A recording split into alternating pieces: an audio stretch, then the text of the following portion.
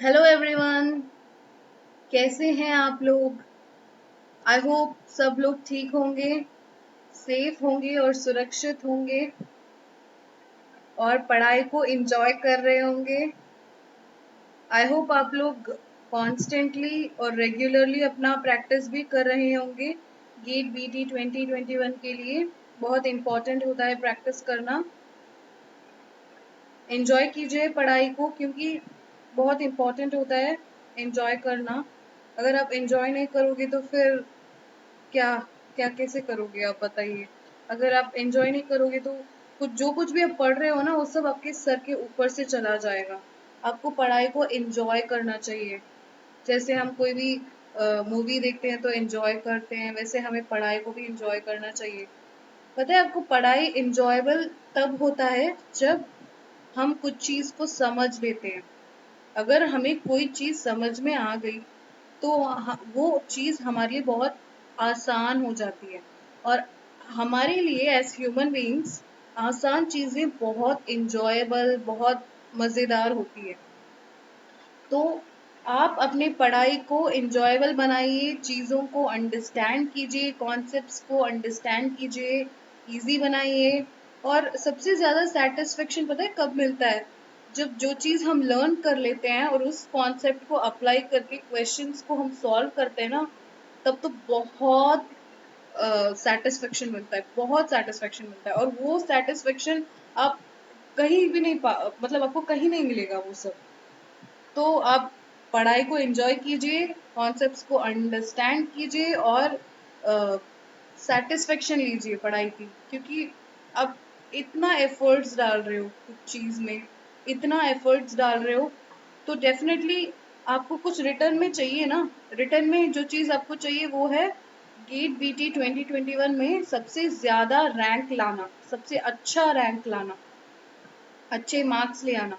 यही आपकी return gift है। तो उस रिटर्न गिफ्ट के लिए आपको थोड़ी सी मेहनत डेफिनेटली करनी पड़ेगी, और वो मेहनत रोज करना पड़ेगा। तो चलिए आज हम एंजाइम काइनेटिक्स और इनहिबिशन के बारे में बात करेंगे। मैं हूँ सरन्या, आपकी एजुकेटर, आपके चैनल गुरुमंत्र शिक्षा के ग्रंथ में। एंजाइम काइनेटिक्स, काइनेटिक्स की मतलब है मूवमेंट। कुछ चीज मूव हो रही है, there is some kind of movement. So kinetics, enzyme kinetics is the study of enzyme reaction rates.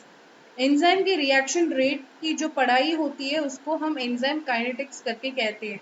Enzyme reaction rate का मतलब speed of the reaction. Enzyme क्या करता है? हमारे रिएक्शन की स्पीड को इंक्रीज करता है। उसके बारे में जब हम पढ़ते हैं उसको हम एंजाइम काइनेटिक्स करके कहते हैं। They increase the rate of the reaction by stabilizing the transition state by lowering the energy barrier. Enzyme क्या करता है? हमारे रिएक्शन के रेट को इंक्रीज करता है, रिएक्शन की स्पीड को इंक्रीज करता है। और वो कैसे करता है?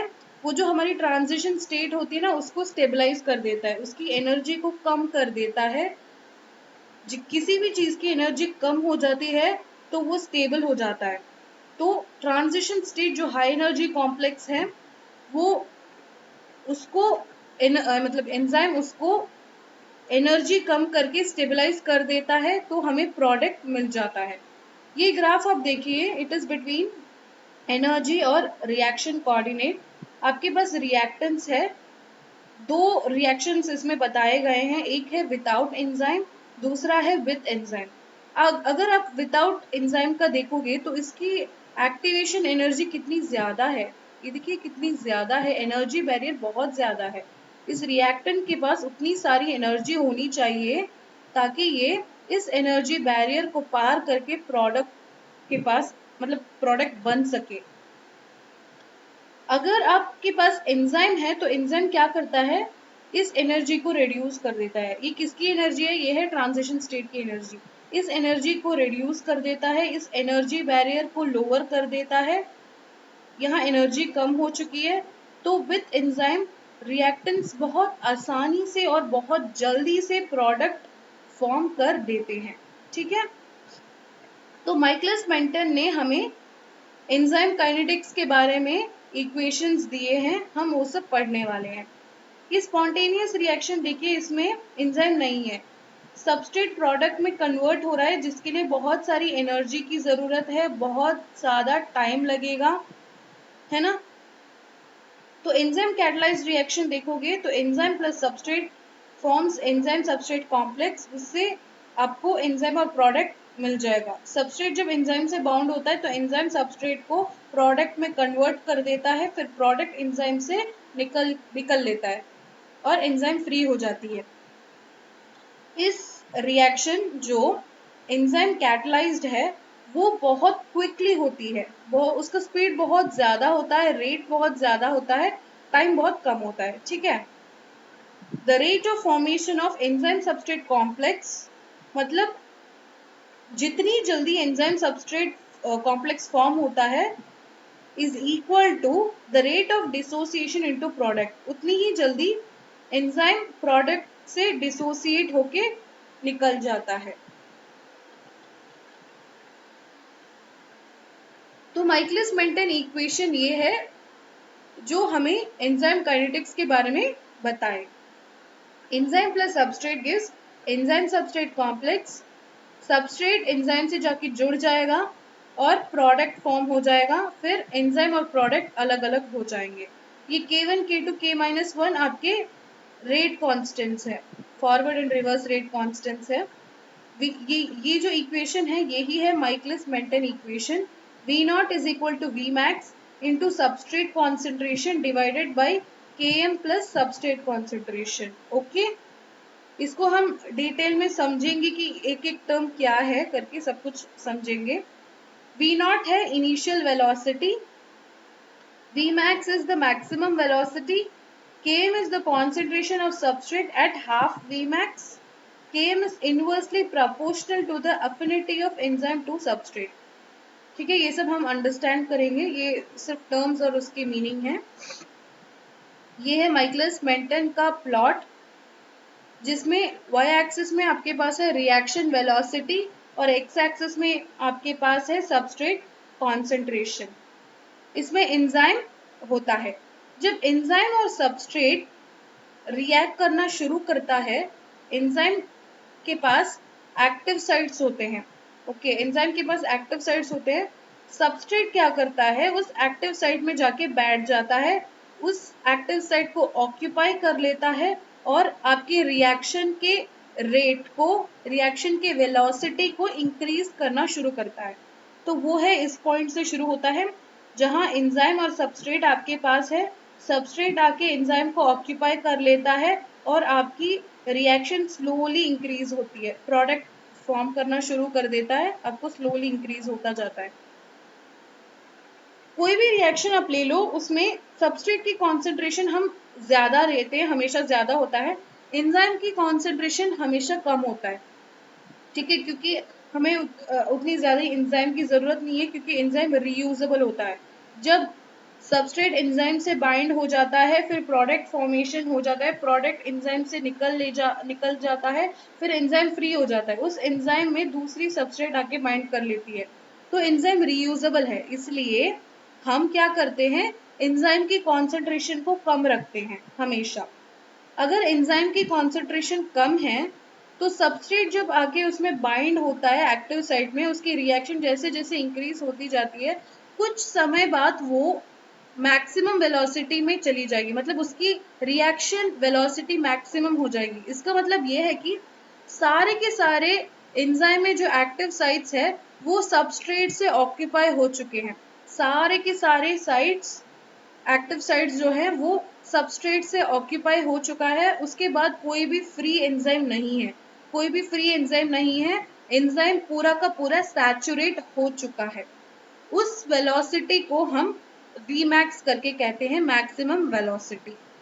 उसके बाद अब कितना भी सबस्ट्रेट को इंक्रीज कर लो, आपकी रिएक्शन वेलोसिटी इंक्रीज नहीं होगी, क्योंकि आपके पास कोई फ्री एंजाइम बचा ही नहीं है, ठीक है।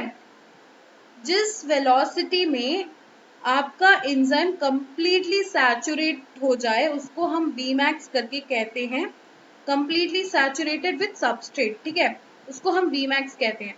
Vmax की half, that is half Vmax को हम एक्स एक्सिस में एक्सटेंड करेंगे तो हमें Km मिलेगा। तो Km कहाँ है? सबस्ट्रेट की कॉन्सेंट्रेशन वाली एक्स एक्सिस पे है, तो Km is substrate concentration, right. तो Km is the concentration of substrate at half Vmax। Half Vmax से ही हमें Km मिलता है, ठीक है। और Km बहुत इंपॉर्टेंट होता है क्योंकि Km जो टर्म है हमें ये बताता है कि एंजाइम और सबस्ट्रेट के बीच में अफिनिटी क्या है, ठीक है। इसको बताने के लिए हमें Km यूज होता है। तो Km और अफिनिटी इनवर्सली प्रोपोर्शनल होते हैं। देखिए Km is inversely proportional to the affinity of enzyme to substrate. अगर Km ज्यादा हो तो अफिनिटी कम होती है, एंजाइम और सबस्ट्रेट के बीच में जो अफिनिटी होती है वो कम होती है। अगर Km कम हो तो फिर अफिनिटी ज्यादा होती है एंजाइम और सबस्ट्रेट के बीच में। तो ये है माइकलिस मेंटेन का इक्वेशन और ये है ग्राफ माइकलिस मेंटेन की प्लॉट, ठीक है। आई होप आपको Vmax और Km समझ में आ गया होगा क्योंकि ये बहुत इंपॉर्टेंट है। Vmax और Km किसी भी एंजाइम कैटलाइज्ड रिएक्शन में बहुत इंपॉर्टेंट है। एक डीमेरिट है माइकलिस मेंटेन इक्वेशन की, वो ये है कि ये जो कर्व है ना ये हाइपरबोलिक है। कर्व हाइपरबोलिक हो तो एक पॉइंट में जाके मैंने कहा था ना कि ये सैचुरेट हो जाता है तो फिर स्ट्रेट लाइन यहाँ से आने लगता है। तो वो Vmax को रीच करने में बहुत समय ले लेता है, मतलब इन्फिनिटी में वो मीट करता है Vmax को। ये जो कर्व होता है ना, ये कर्व आपको Vmax को मीट करता है इन्फिनिटी में, क्योंकि parallel lines meet at infinity, ये हमने बचपन में पढ़ा है। तो ये पैरेलल लाइन बन जाते हैं, जाते जाते ये पैरेलल लाइन बन जाते हैं और they meet only at infinity, ठीक है।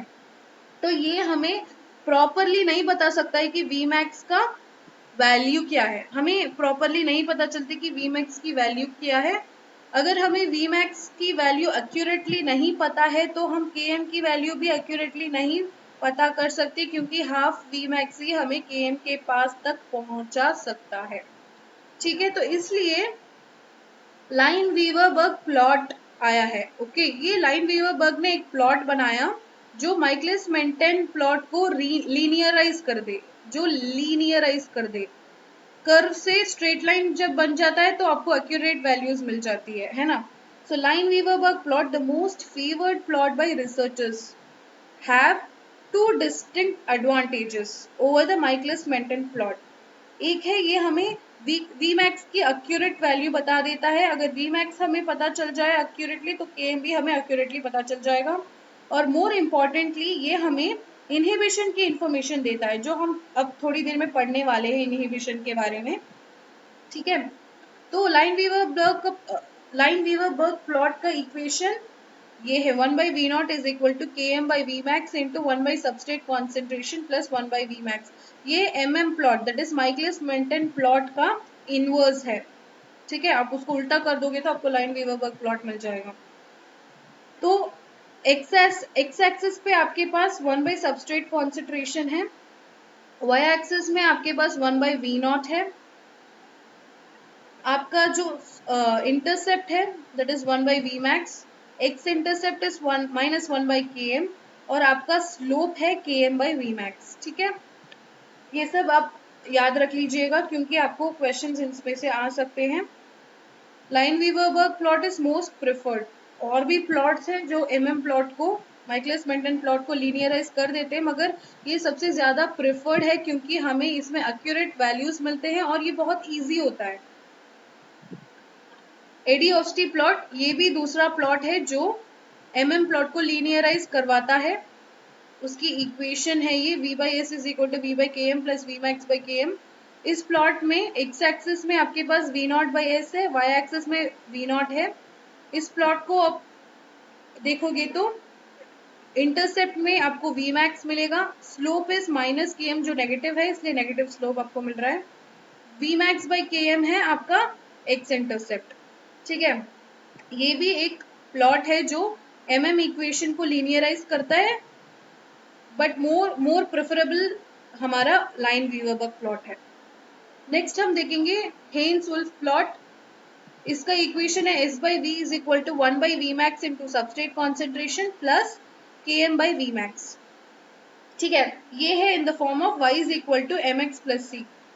एक्स एक्सिस में आपके पास है सबस्ट्रेट, वाई एक्सिस में आपके पास है सबस्ट्रेट बाय वी, और स्लोप है 1 बाई वी मैक्स, इंटरसेप्ट आपको मिलेगा K M by V max, और एक्स एक्सिस का इंटरसेप्ट है माइनस के एम। ठीक है, ये भी एक प्लॉट है। The Hanes Woolf plot is another method that linearise the Michaelis Menten equation. ठीक है, हमारे पास तीन प्लॉट्स हैं, लाइन-वीवर-बर्ग प्लॉट, हेन्स-उल्फ प्लॉट और एडी-ऑस्टी। इसमें से सबसे ज्यादा प्रेफर्ड लाइन-वीवर-बर्ग प्लॉट है, जो कि बहुत सिंपल होता है और उसको ही हम ज्यादा से ज्यादा यूज करते हैं। उसमें हमें एक्यूरेट वैल्यू मिलता है वी मैक्स और के एम का।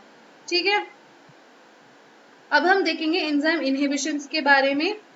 नाम में से ही हमें ये पता चल जाता है कि कोई चीज है जो एंजाइम को इनहिबिट कर देती है। अगर कोई चीज एंजाइम को इनहिबिट कर देती है तो हमें प्रोडक्ट नहीं मिलता है ना। एंजाइम को इनहिबिट कर दे तो एंजाइम का काम क्या है, सबस्ट्रेट को प्रोडक्ट में कन्वर्ट करना, वो वाला काम नहीं होगा। An enzyme inhibitor is a substance that disrupts the normal reaction pathway between enzyme and substrate. It can be reversible or irreversible. Inhibitors, ठीक है, अगर इनहिबिटर एंजाइम से टेम्पररीली बाइंड करता है तो उसे हम रिवर्सिबल इनहिबिटर कहते हैं, और परमानेंटली बाइंड हो जाता है एंजाइम के साथ इनहिबिटर, उसे हम इरिवर्सिबल इनहिबिटर करके कहते हैं। रिवर्सिबल इनहिबिटर एक्टिव साइट के साथ बाइंड कर सकता है, उसको हम कहते हैं कॉम्पिटिटिव इनहिबिटर, या फिर कहीं और एंजाइम में कहीं और जाके बाइंड हो जाता है, उसको हम कहते हैं नॉन कॉम्पिटिटिव इनहिबिटर। ये है एमएम इक्वेशन का ही ये प्लॉट है, इनहिबिशन काइनेटिक्स का प्लॉट है एंजाइम इनहिबिशन। इसमें आपको एक्स एक्सिस में सबस्ट्रेट कॉन्सेंट्रेशन मिलेगा और वाई एक्सिस में रेट ऑफ रिएक्शन मिलेगा। नॉर्मल एंजाइम का देखिए आप, इंक्रीज हो रहा है फिर जाके सैचुरेट हो जाता है, ये है वी मैक्स। ठीक है, कॉम्पिटिटिव इनहिबिटर, कॉम्पिटिटिव इनहिबिशन में क्या होता है, ये जो इनहिबिटर है ये सबस्ट्रेट के साथ compete करता है। Inhibitor competes with the substrate। ठीक है, कंपटीशन करके जाके एक्टिव साइट में जाके बाइंड हो जाता है।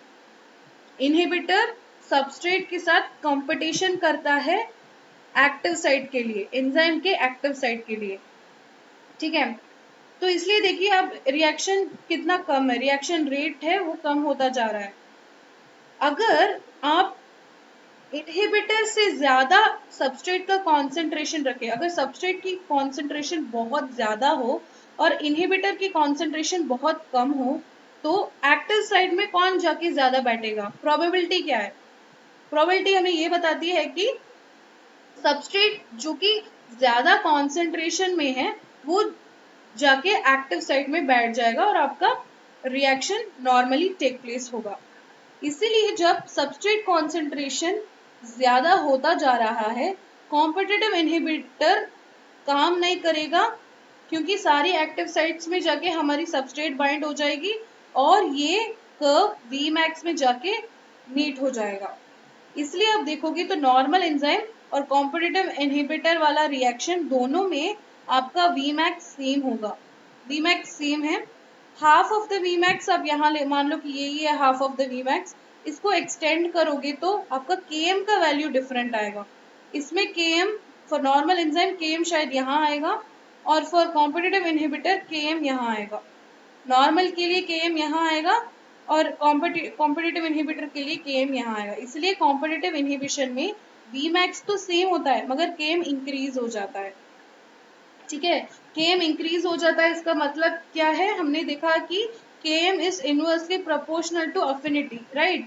तो Km इंक्रीज हो जाता है तो अफिनिटी कम हो जाता है, किसका, affinity between enzyme and substrate कम हो जाता है, क्योंकि वहां इनहिबिटर का कंपटीशन है। तो competitive inhibitors, they compete with the substrate to bind to the active site of enzyme। इसमें Km इंक्रीज हो जाता है और Vmax सेम होता है। अगर अब सबस्ट्रेट कॉन्सेंट्रेशन को इंक्रीज कर दोगे तो आपका रिएक्शन आराम से चल जाएगा।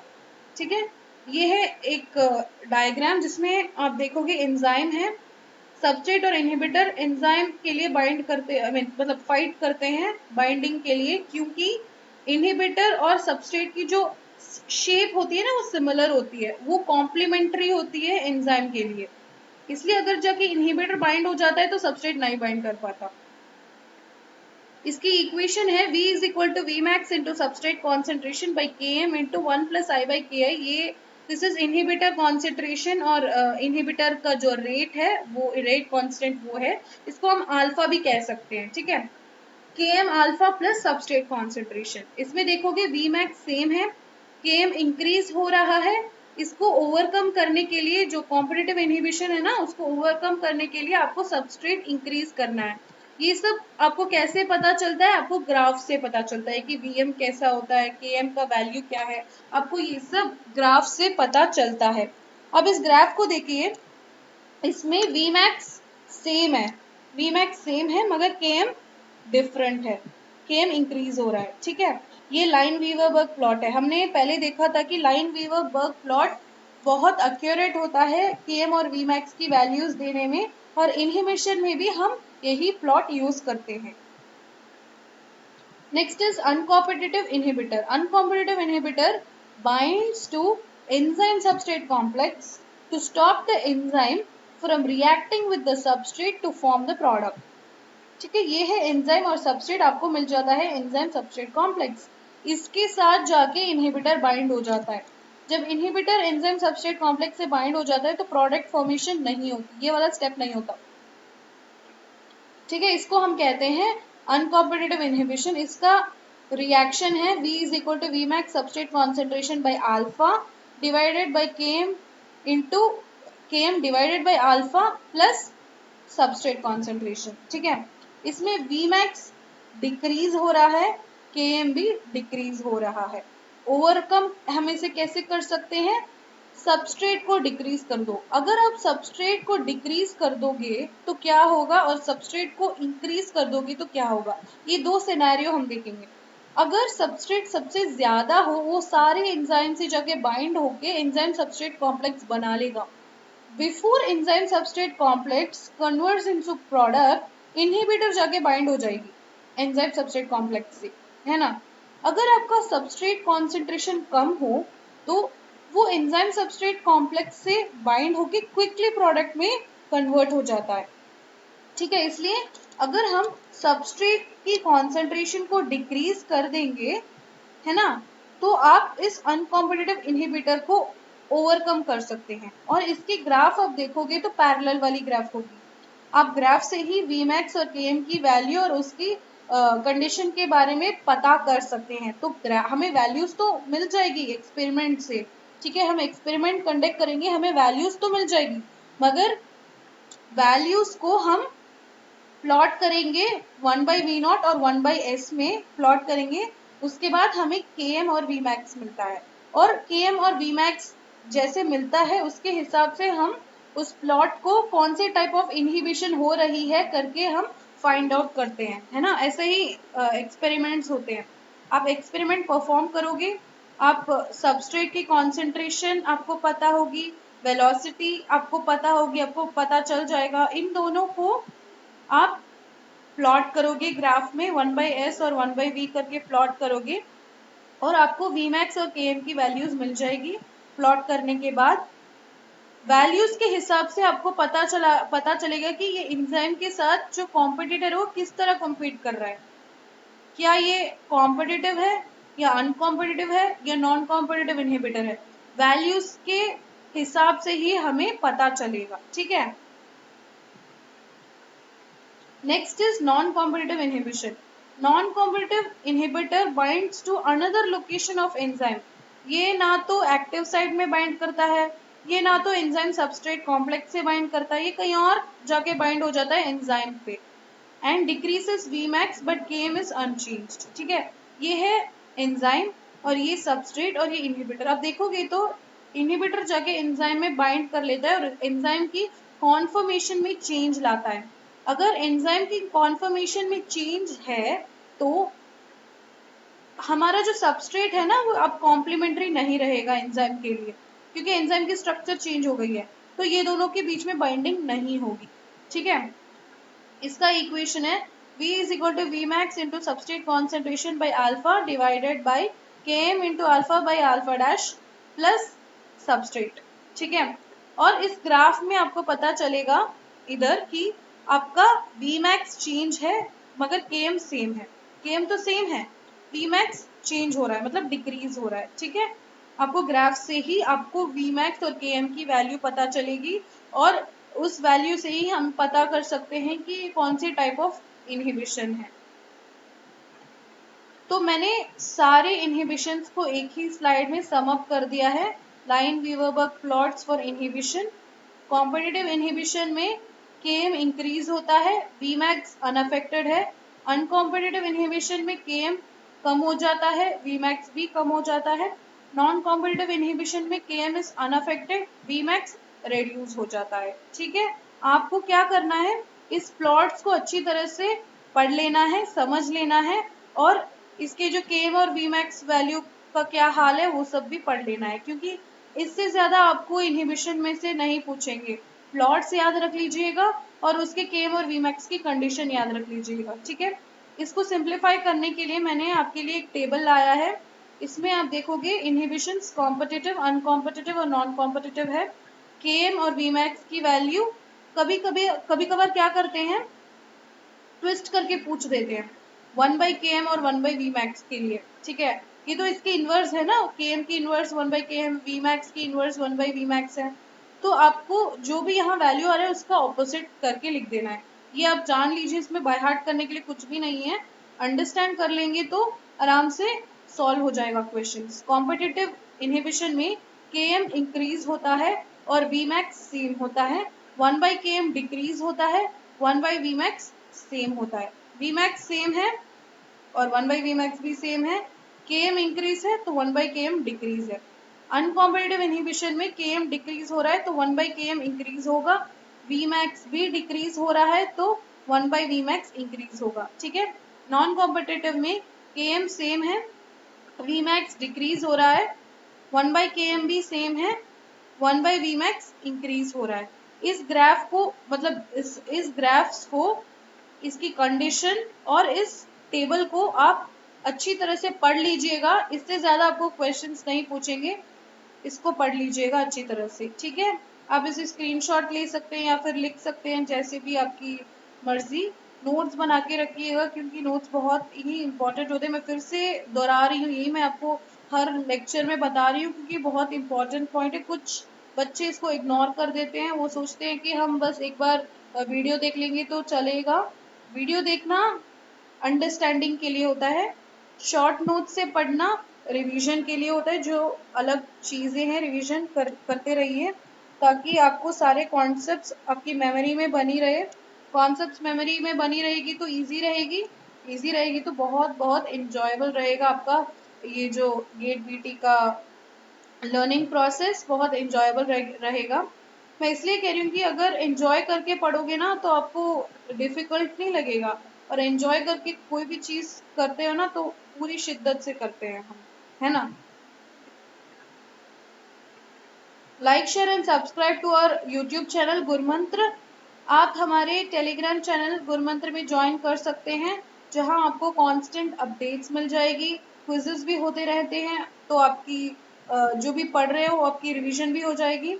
आप हमारे फेसबुक चैनल में ज्वाइन कर सकते हैं, गुरुमंत्र शिक्षा का ग्रंथ। आप हमें विजिट कर सकते हैं वेबसाइट www.gurmantra.in। कोई भी आपको फर्दर क्वेरीज हो तो आप हमें मेल कर सकते हैं tanejanehaofficial@gmail.com। आप हमें कांटेक्ट कर सकते हैं 9351280000। Thank you so much, have a nice day और enjoy the process of learning.